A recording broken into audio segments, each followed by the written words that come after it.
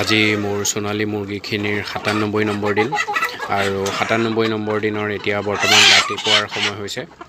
ৰাতিপুৱা প্ৰথমতে দানা দি দিছিলোঁ আৰু দেখিব পাৰিছে দানা সম্পূৰ্ণ শেষ কৰি দিছে ইমান জলদি, যিহেতু দানা কমাই দি আছোঁ অলপমান, সেইটো কাৰণে জলদিকৈ দানা শেষ কৰিছে। আৰু তাৰপিছতে পানী দিয়া গৈছে আৰু পানীত এতিয়া বৰ্তমান কোনো ধৰণৰ মেডিচিন নাই।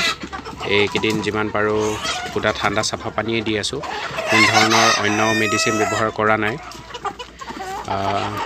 বেপাৰীটো ইফালে দাম দিব বিচৰাই নাই, যি খুচুৰাকৈ বিক্ৰী কৰি আছোঁ দুই এটা, সেনেকেই যি খুচুৰাকৈ কাষ্টমাৰৰ পৰা 300 টকা পৰ্যন্ত পোৱা যায় কেজি সোণালী মুৰ্গীৰ, তেনেকেই দুই এটা বিক্ৰী কৰি আছোঁ। এনেই হ'লচেল বুলি ক'বলৈ গ'লে বেপাৰীৰ লগত দাম মিলা নাই, সেইকাৰণে এতিয়ালৈকে সৰহকৈ বিক্ৰী কৰা নাই।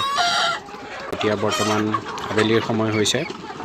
আবেলি প্ৰথমতে দানা দি দিছিলোঁ আৰু যিটো দানা এতিয়া বৰ্তমান শেষো কৰিলে, আৰু দানা দিয়াৰ পাছতে এয়া পানী দি দিছোঁ আৰু পানীত এতিয়া বৰ্তমান কোনো ধৰণৰ মেডিচিন নাই, পুৰা ঠাণ্ডা চাফা পানী। বতৰটো অকণমান মুকলাইছে, ৰ'দ ওলাইছে, যিহেতু দেখা পাইছে আবেলি সময়।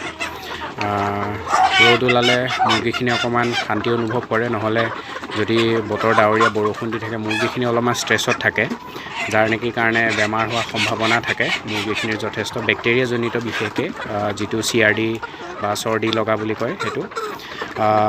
এতিয়া এটা ছিজন আহিব আৰু বেছি দিন নাই, আৰু ধৰি লওক এমাহৰ আগে পাছে ওচৰা ওচৰি যিটো আহিব CRD এটা প্ৰভাৱ আহিব, যাৰ নেকি কাৰণে যথেষ্ট মুৰ্গী মৰ্টেলিটি হোৱা দেখা যাব।